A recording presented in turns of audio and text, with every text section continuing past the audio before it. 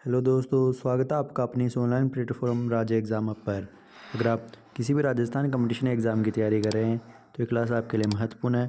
आज हम इस क्लास में किसान आंदोलनों के संपूर्ण जानकारी इन नोट्सों के माध्यम से प्राप्त करेंगे। तो क्लास बहुत महत्वपूर्ण है। ये क्लास अपने दोस्तों को भी शेयर कर देना और ये नोट्स आपको पसंद आया तो चैनल को सब्सक्राइब कर लेना। देखिए, हम इसमें चर्चा करेंगे राजस्थान के प्रमुख किसान आंदोलन के बारे में।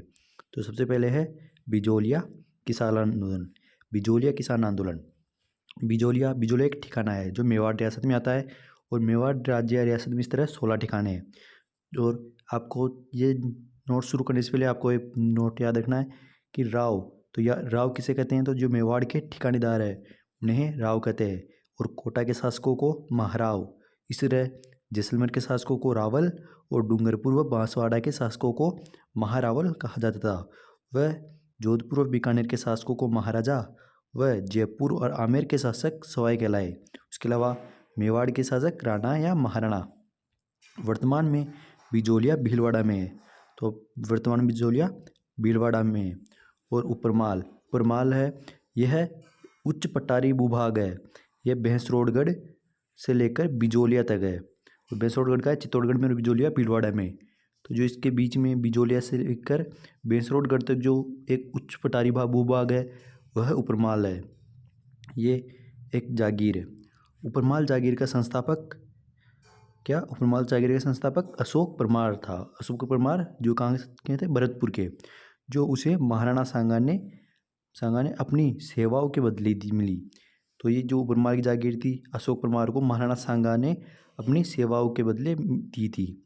84 प्रकार के कर यहाँ पर लगाए गए थे, जिसे लाटा, कुंटा, बेगार, लाग बाग इत्यादि के रूप में वसूली होती थी। यहाँ पर कहाँ पर, बिजोलिया में। लाटा कुंटा था कर वसूल की एक प्रकार की पद्धति है ये। तो लाटा कुंटा पूछा आपको, तो लाटा कुंटा कर वसूलने की एक प्रकार की पद्धति है। गिरिधापुरा गांव में गंगाराम धाकड़ की मृत्यु पर मौसर के अवसर पर एकत्रित किसानों ने नानजी व ठाकरी पटेल को मेवाड़ महाराणा फतेह सिंह के पास कुछ कारों को कम करने के लिए भेजा था, लेकिन असफल रहे। तो जो गंगाराम धाकड़ की मृत्यु हुई थी वहाँ पर मौसर का प्रोग्राम था, तो वहाँ पर नानजी व ठाकरी पटेल को मेवाड़ के महाराणा फतेह सिंह के पास कुछ करों को कम करने के लिए भेजा था, लेकिन वह असफल रहे थे। उसके बाद 1897 में साधु सीताराम दास के नेतृत्व में धाकड़ जाति के किसानों ने यह आंदोलन शुरू किया था। किसके नेतृत्व में, तो साधु सीताराम दास के नेतृत्व में। 1903 में राव कृष्ण सिंह ने चौरीकर लगाया था। उस टाइम पे किसने लगाया था, तो चौरीकर राव कृष्ण सिंह ने लगाया था। और चौरीकर कब लिया जाता है, तो कन्या विवाह पर चौरीकर लिया जाता है, जो राव कृष्ण सिंह ने 1903 में लगा दिया था। और उसके बाद 1906 में राव पृथ्वी सिंह ने तलवार बंधाई कर लगा दिया। और ये तलवार बंधाई कर है ना, जो नए उत्तराधिकारी के पर लगाया जाता है, लेकिन राव पृथ्वी सिंह ने इसे आम जनता पर लगाया था। उसके बाद 1915 तक साधु सीताराम दास ने इसका नेतृत्व किया था। प्रथम चरण में देखिए, प्रथम चरण तो जो बिजोलिया किसान आंदोलन वह 3 चरणों में संपन्न हुआ था। तो प्रथम चरण हुआ था 1897 से 1915 तक चला था प्रथम चरण में नेतृत्व किया था साधु सीताराम दास ने, फतेहकरण चारण और ब्रह्मदत्त ने। तो 1915 तक साधु सीताराम दास थे ना। उस तरह 1897 से 1915 तक जो प्रथम चरण था उसमें साधु सीताराम दास ने बिजोलिया किसान आंदोलन का नेतृत्व किया था। फिर 1916 में नेतृत्व किया था विजय सिंह पतिंग ने। तो जो बिजोलिया किसान आंदोलन है उसका 1916 में नेतृत्व किया था विजय सिंह पतिंग ने। विजय सिंह पतिंग का मूल नाम भूप सिंह था। ये बुलंदशहर यूपी के रहने वाले थे। इनको 1916 में बिजोलिया किसान आंदोलन का नेतृत्व सौंपा गया विजय सिंह पतिंग को। 1916 में साधु सीताराम दास की अध्यक्षता में किसान पंच बोर्ड की गठन हुआ। तो आपको पूछा है कि किसान पंच बोर्ड का गठन हुआ तो किसकी अध्यक्षता में, 1916 में साधु सीताराम दास की अध्यक्षता में किसान पंच बोर्ड का गठन हुआ था। उसके बाद 1917 में विजय सिंह पतिक द्वारा मन्ना पटेल की अध्यक्षता में उपरमाल पंच बोर्ड का गठन हुआ। याद रखना, विजय सिंह पतिक द्वारा कब, 1917 में। कब हुआ, 1917 में ना। विजय सिंह पतिक द्वारा मन्ना पटेल की अध्यक्षता में, मन्ना पटेल की अध्यक्षता में उपरमाल पंच बोर्ड का गठन हुआ। तो उपरमाल पंच बोर्ड का गठन हुआ तो मन्ना पटेल की अध्यक्षता में विजय सिंह पथिक द्वारा। ये थोड़ा इंपॉर्टेंट इसको याद रखना कि 1919 में ना कानपुर में गणेश शंकर विद्यार्थी द्वारा प्रकाशित होने वाला प्रताप समाचार पत्र नहीं। तो अगर आपको पूछा जाए कि प्रताप समाचार पत्र किसके द्वारा प्रकाशित किया जाता था, तो गणेश शंकर विद्यार्थी द्वारा। गणेश शंकर विद्यार्थी द्वारा प्रकाशित होने वाले पत्र प्रताप समाचार पत्र ने इस आंदोलन को पूरे देश में चित्रित किया था। तो अगर आपको पूछा जाए कि बिजोलिया किसान आंदोलन को चर्चित किया तो किसने किया, गणेश शंकर विद्यार्थी के समाचार समाचार पत्र का क्या नाम है, तो प्रताप। तो याद रखना गणेश शंकर विद्यार्थी का ये समाचार पत्र प्रताप, इसी ने बिजोलिया किसान आंदोलन को देश भर में चर्चित किया था। उसके बाद 1919 में गांधी जी ने अपने निजी सचिव महादेव देसाई को जांच के लिए यहाँ भेजा था। फिर 1919 में महाराणा ने इस घटना की जांच के लिए बिंदुलाल भट्टाचार्य जांच आयोग का गठन किया था जो महाराणा थे बिजोलिया के, उन्होंने 1919 में जो यहाँ पे बिजोलिया में घटना हुई थी उसके खिलाफ बिंदुलाल भट्टाचार्य जांच आयोग का गठन किया था जांच करने के लिए। फिर 1919 में ही वर्धा महाराष्ट्र में राजस्थान सेवा संघ की स्थापना विजय सिंह पथिक, रामनारायण चौधरी व हरिभाऊ किंकर के द्वारा की गई। राजस्थान सेवा संघ की स्थापना सबसे पहले कहाँ हुई थी, तो वर्धा महाराष्ट्र में। किसने की, विजय सिंह पथिक द्वारा, रामनारायण चौधरी व हरिभाऊ किंकर के द्वारा की गई थी। फिर 1920 में राजस्थान सेवा संघ का कार्यालय वर्धा में से अजमेर स्थानांतरित कर दिया गया। तो पहले राजस्थान सेवा संघ की स्थापना वर्धा महाराष्ट्र में हुई थी, फिर वहाँ का कार्यालय वर्धा से अजमेर स्थानांतरित कर दिया गया था। अजमेर में ही पथिक ने राजस्थान केसरी को नवीन राजस्थान के नाम से प्रकाशित किया। जो विजय सिंह पथिक का राजस्थान केसरी के नाम से जो पत्र प्रकाशित हुआ था तो उस राजस्थान केसरी को नवीन राजस्थान के नाम से प्रकाशित किया। फिर बाद में नवीन राजस्थान को ही तरुण राजस्थान के नाम से प्रकाशित किया था। तो अगर आपको राजस्थान केसरी, नवीन राजस्थान या तरुण राजस्थान पूछे तो इससे इनका संबंध किससे है, तो विजय सिंह पथिक से। फिर 1922 में ही राजस्थान के AGG agent to governor general mister Holland ने 84 में से 35 कर कम कर दिए थे। कब, 1922 में। 1923 में तरुण राजस्थान में संपादन को लेकर रामनारायण चौधरी व विजय सिंह पथिक के बीच मतभेद हो गया था। तरुण राजस्थान के संपादन को लेकर रामनारायण चौधरी व विजय सिंह पथिक के बीच मतभेद हुआ था। फिर 1927 में पथिक इस आंदोलन से पृथक हो गए थे। तो विजय सिंह पथिक इस बिजोलिया किसान आंदोलन से पृथक कब हुए, तो 1927 में। द्वितीय चरण 1916 से 1927 विजय सिंह पथिक यहाँ पे रहे थे। फिर विजय सिंह पथिक रहे 1916 से 1927 तक रहे थे। फिर 1927 के बाद विजय सिंह पथिक हट गए थे। फिर 1927 से बिजोलिया किसान आंदोलन का नेतृत्व रामनारायण चौधरी, माणिक्यलाल वर्मा, हरिभाऊ उपाध्याय और जमनालाल बजाज ने बिजोलिया किसान आंदोलन का नेतृत्व किया था। 1941 में अंततः मोहन मेहता के प्रयासों से मेवाड़ के पीएम कौन थे, तो टी राघवाचार्य व किसानों की ओर से एमएल माणिक्यलाल वर्मा के बीच एक समझौता हुआ, जिसके अनुसार जिस भूमि पर खेती कर रहे थे उसी पर उनका मालिकाना हक दे दिया गया था। इसकी विशेषताएं थी कुछ बिजोलिया किसान आंदोलन की कि इस प्रकार बिजोलिया आंदोलन सबसे पहला, सबसे लंबा और सबसे सफल पूर्णतः अहिंसक आंदोलन था। तो जो बिजोलिया किसान आंदोलन था ना, ये बिजोलिया किसान आंदोलन सबसे लंबा, सबसे पहले होने वाला और सबसे सफल और पूर्णतः जो बिजोलिया किसान आंदोलन था वो पूर्णतः अहिंसक आंदोलन था। और भारत में किसान आंदोलन का जनक किसे कहा जाता है, तो भारत में किसान आंदोलन का जनक विजय सिंह पथिक को कहा जाता है। विजय सिंह पथिक बिजोलिया किसान आंदोलन का जनक साधु सीताराम दास को कहा जाता है। तो भारत में किसान आंदोलन का जनक विजय सिंह पथिक और बिजोलिया किसान आंदोलन का जनक तो साधु सीताराम दास। हमने अभी पढ़ा था कि सर्वप्रथम इसका नेतृत्व किसने किया, तो साधु सीताराम दास ने ही बिजोलिया किसान आंदोलन का जनक माना जाता है क्योंकि इन्होंने शुरू किया था। लेकिन अगर आपको पूछे भारत में किसान आंदोलन का जनक कौन है, तो विजय सिंह पथिक। रमाबाई नामक महिला के नेतृत्व में महिलाओं ने बड़ी संख्या में भाग लिया था। तो रमाबाई का संबंध बिजोलिया किसान आंदोलन से है ना। तो रमाबाई नामक जो महिला थी उनके नेतृत्व में कई महिलाओं ने बड़ी संख्या में इस आंदोलन में भाग लिया था।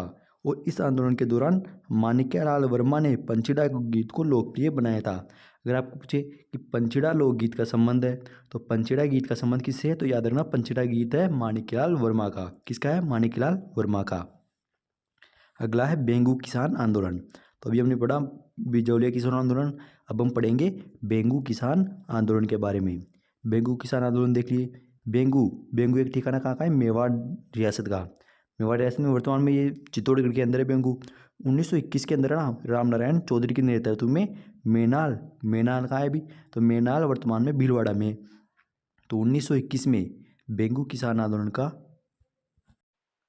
तो याद रखना 1921 के अंदर रामनारायण चौधरी के नेतृत्व में मेनाल भीलवाड़ा से बेंगू किसान आंदोलन शुरू हुआ। अगर आपको पूछे कि बेंगू किसान आंदोलन, क्या बेंगू किसान आंदोलन का नेतृत्व किसने किया, तो रामनारायण चौधरी ने। बेंगू के रावत अनूप सिंह व रामनारायण चौधरी के बीच कुछ करों को कम करने को लेकर एक समझौता हुआ, जिसे मेवाड़ महाराणा के बोल्शेविक समझौते की संज्ञा देते हुए मानने से इनकार कर दिया था उस समय। फिर जून 1923 में गोविंदपुरा गांव में किसानों व पुलिसों के बीच गोलीबारी में रूपाजी व कृपाजी किसान शहीद हो गए। आपको पूछे कि रूपाजी व कृपाजी किसान आंदोलन किस आंदोलन से संबंधित है, तो रूपाजी व कृपाजी बेंगू किसान आंदोलन से संबंधित है। याद रखना, आपको पूछा जा सकता है कि रूपाजी व कृपाजी किसान आंदोलन से संबंधित है, तो रूपाजी व कृपाजी बेंगू किसान आंदोलन से संबंधित है। रूपाजी वो कृपाजी थे, वो उस टाइम पे जो जून 1923 में गोविंदपुरा गांव में किसानों व पुलिस के बीच में जो गोलीबारी हुई थी, उसके अंदर ये मारे शहीद हो गए थे। कौन कौन, रूपाजी व कृपाजी शहीद हुए थे उसमें। तो याद रखना रूपाजी व कृपाजी का संबंध है तो बेंगू किसान आंदोलन से। इस घटना की जांच के लिए ट्रेन जांच आयोग का गठन किया गया। तो ट्रेन जांच आयोग का संबंध है तो बेंगू किसान आंदोलन से। याद रखना रूपाजी व कृपाजी शहीद हुए थे, जो घटना हुई थी, इस घटना की जांच के लिए ट्रेन आयोग का गठन किया गया था। विजय सिंह पथिक को भी इस आंदोलन में भाग लेने के कारण 5 वर्ष की कारावास की सजा देकर टोडगढ़ जेल, जो टोडगढ़ जेल का है, टोडगढ़ जेल है अजमेर में, वहाँ भेज दिया गया था। याद रखना जो विजय सिंह पथिक थे वह इस आंदोलन में भाग लिया था उन्होंने भी, और इसी कारण उनको 5 वर्ष का कारावास हुआ की सजा हुई थी। टोडगढ़ जेल में उनको 5 साल तक रखा गया था, और टोडगढ़ जेल का है अजमेर में। तो यह है बेंगू किसान आंदोलन। अगला है बूंदी किसान आंदोलन। अब है बूंदी किसान आंदोलन।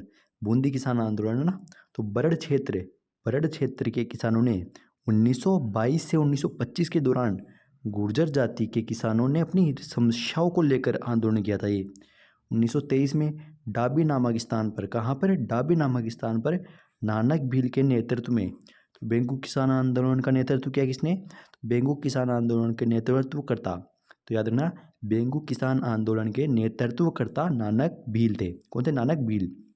तो नानक भील के नेतृत्व में किसानों की एक सभा हुई, जिस पर इकराम हुसैन नामक पुलिस अधिकारी ने, किसने, इकराम हुसैन नामक पुलिस अधिकारी द्वारा की गई गोलीबारी में नानक भील झंडा गीत गाते हुए शहीद हो गए। कौन, नानक भील झंडा गीत गाते हुए शहीद हो गए थे। तो नानक जी भील का संबंध किससे है, तो नानक जी भील का संबंध बूंदी किसान आंदोलन से संबंधित है, जो झंडा गीत गाते हुए शहीद हुए थे। कौन सा गीत, तो झंडा गीत गाते हुए ये शहीद हुए थे। नानक भील की मृत्यु पर माणिक्यलाल वर्मा ने अर्जी नामक गीत लिखा था। किसकी मृत्यु पर, तो नानक भील की मृत्यु पर माणिक्यलाल वर्मा ने अर्जी नामक गीत लिखा था। उसके अलावा जो देवलाल गुर्जर, प्रज्ञा शत्रु व अंजना देवी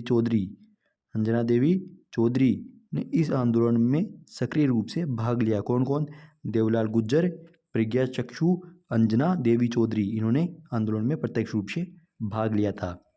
अगला है नीमूचना किसान आंदोलन। नीमूचना किसान आंदोलन देखिए, नीमूचना किसान आंदोलन है वह 1925 में अलवर रियासत के किसानों ने थानागाजी व बांगसुर के बीच स्थित नीमूचना नामक स्थान पर किसानों की एक करवर्दी के रूप में ये एक सभा हुई थी। तो नीमूचना का है, तो ये नीमूचना अलवर में है ना, अलवर की रियासत में 1925 में हुआ था नीमूचना किसान आंदोलन, जिस पर अलवर के शासक जयसिंह की पुलिस के द्वारा की गई गोलीबारी में सैकड़ों किसान शहीद हो गए थे उसमें। तो गांधी जी ने इस घटना की निंदा करते हुए इसे जनरल डायर की ही दोहरी नीति की संज्ञा दी। तो गांधी जी ने, अगर आपको पूछा जाए कि गांधी जी ने किस घटना को, किस आंदोलन को जनरल डायर की ही दोहरी नीति कहा है, तो याद रखना गांधी जी ने जनरल डायर की ही दोहरी नीति किसे कहा है, तो नीमूचना किसान आंदोलन के अंदर जो घटना हुई थी उसी को गांधी जी ने जनरल डायर की ही दोहरी नीति कहा है। जोधपुर के सुमनेश जोशी द्वारा प्रकाशित किए रियासती नामक समाचार पत्र में इस घटना को दूसरी जलियांवाला कांड नाम से प्रकाशित किया गया। तो राजस्थान का दूसरा जलियांवाला कांड नाम से प्रकाशित किया गया। तो कौन से, तो जो नीमूचना कांड है उसे दूसरा जलियांवाला कांड नाम से प्रकाशित किया, किसे, रियासत नामक समाचार पत्र में। ये प्रकाशित किसने किया, तो सुमनेश जोशी ने। सीता देवी, गोविंद सिंह और माधो सिंह ने बढ़ चढ़कर सक्रिय रूप से इस आंदोलन में भाग लिया था। और 1921 में अलवर रियासत के किसानों ने जंगली सुअरों को मारने को लेकर यहाँ पर आंदोलन किया था। ये 1921 में ये आंदोलन किस कारण हुआ था, तो ये आंदोलन जंगली सुअरों को मारने को लेकर आंदोलन हुआ था, क्योंकि उस समय जंगली सुअरों को मारने पर महाराजा ने प्रतिबंध लगा रखा था और यह किसानों की खड़ी फसलों को ही बर्बाद कर देते थे। इस कारण 1921 में अलवर रियासत के किसानों ने जंगली सुअरों को मारने को लेकर आंदोलन शुरू कर दिया था। अगला है भरतपुर किसान आंदोलन। भरतपुर किसान आंदोलन, तो भरतपुर किसान आंदोलन 1931 में हुआ। कब, 1931 में भरतपुर रियासत में नया भूबंदोबस्त लागू हुआ। क्या, 1931 में भरतपुर रियासत में नया भूबंदोबस्त लागू हुआ, जिसके विरोध में भोजी लंबरदार के नेतृत्व में तो भरतपुर किसान आंदोलन हुआ, तो वो किसके नेतृत्व में हुआ था, तो भोजी लंबरदार के नेतृत्व में। लंबरदारों व पटेलों ने किसानों के पक्ष में आंदोलन किया, लेकिन दमन कर दिया गया था इस आंदोलन का। फिर इसके बाद आया मेव किसान आंदोलन। अब मेव किसान आंदोलन अलवर भरतपुर के मेव किसानों ने 1932 में मोहम्मद हादी अली के नेतृत्व में आंदोलन किया था। तो मेव किसान आंदोलन किसके नेतृत्व में हुआ, 1932 में मोहम्मद हादी अली के नेतृत्व में अलवर भरतपुर के मेवों ने किया था। फिर मोहम्मद हादी अली ने अंजुमन रणदीम उल इस्लाम नामक संस्था की स्थापना की। क्या नाम था संस्था का, अंजुमन रणदीम उल इस्लाम। फिर आगे चलकर यह आंदोलन सांप्रदायिक हो गया था। याद रखना, आगे चलकर यह आंदोलन सांप्रदायिक हो गया था। अगला है शेखावटी सीकर जाट किसान आंदोलन। तो अगर आप शेखावटी या सीकर या फिर जाट किसान आंदोलन था। अब सीकर के राजा कल्याण सिंह में 25% के करीब की वृद्धि कर दी थी उस समय। इस कारण ये हुआ था कि जो वहाँ का राजा था, क्या, कौन, कल्याण सिंह, इन्होंने 25% करों की वृद्धि कर दी थी। तो 1921 से 1922 में सरदार हरलाल सिंह, जो कहाँ के, जो झुंझुनू के, सरदार हरलाल सिंह तथा ठाकुर देवराज, कौन, ठाकुर देसराज और सरदार हरलाल सिंह ने शेखावटी में यह आंदोलन शुरू किया। कर वृद्धि के विरोध में किया था ना। तो सीहोट घटना के विरोध में अप्रैल 1934 में कटराथल गांव में 10,000 से अधिक महिलाओं का एक सम्मेलन किशोरी देवी की अध्यक्षता में आयोजित हुआ था। किसकी अध्यक्षता में हुआ, जो जाट किसान आंदोलन था, शेखावटी किसान आंदोलन था, इसमें कौन सी महिला ने नेतृत्व किया था, किसने अध्यक्षता की थी, तो किशोरी देवी ने अध्यक्षता की थी। और कितने, 10,000 से अधिक महिलाओं का एक सम्मेलन हुआ था यहाँ पे, याद है ना। और इसकी अध्यक्षता किसने की, तो किशोरी देवी ने। इस सम्मेलन में उत्पमा देवी नामक महिला में जोशीले भाषण देकर महिलाओं की में उत्साह भर दिया था। किसने, उत्पमा देवी नामक महिला ने। इस सम्मेलन में ना, जो उत्पमा देवी नामक महिला थी, उसने जोशीला भाषण देकर महिलाओं में उत्साह पैदा कर दिया था। और लंदन में से प्रकाशित होने वाले डेली हेरोल्ड, क्या, जो लंदन से प्रकाशित होता था ना, प्रकाशित पत्र, समाचार पत्र लंदन से प्रकाशित होता, नाम क्या है, डेली हेराल्ड। डेली हेराल्ड नामक समाचार पत्र ने इस आंदोलन को प्रमुखता से छापा था। विटर या पैट्रिक लॉरेंस, जो ब्रिटिश संसद सदस्य है, तो पैट्रिक लॉरेंस ने इस मुद्दे को ब्रिटिश संसद में उठाया था। तो याद रखना, कौन से मुद्दे को ब्रिटिश तक ले गया था, तो याद रखना कौन से को लेके गया था, तो बहुत महत्वपूर्ण है, इसको याद रखना। जो जाट किसान आंदोलन, शेखावटी किसान आंदोलन है, उसे पैट्रिक लॉरेंस ने ब्रिटिश संसद में इस मुद्दे को उठाया था। आगे, यह राजपूताना का एकमात्र आंदोलन था जिसकी गूंज ब्रिटिश संसद में सुनाई दी थी। तो राजपूताना का एकमात्र आंदोलन था, कौन सा था जिसकी गूंज ब्रिटिश संसद में सुनाई थी?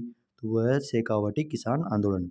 अंततः 1945 में हीरालाल शास्त्री की अध्यक्षता में यह आंदोलन समाप्त हुआ था। तो आज की क्लास यहीं समाप्त करते हैं। आगे की चर्चा अगली क्लास में करेंगे। अगली क्लास में हम प्रमुख जनजातीय किसान आंदोलनों के बारे में चर्चा करेंगे। तो आज की क्लास यहीं समाप्त करते हैं। अगर आपने अभी तक हमारे यूट्यूब चैनल को सब्सक्राइब नहीं किया है तो सब्सक्राइब कर देना। ये क्लास अपने दोस्तों को भी शेयर कर देना और चैनल को सब्सक्राइब करने के बाद कमेंट करके बताना आपको क्लास कैसी लगी। आगे की चर्चा अगली क्लास में करेंगे। तब तक के लिए धन्यवाद।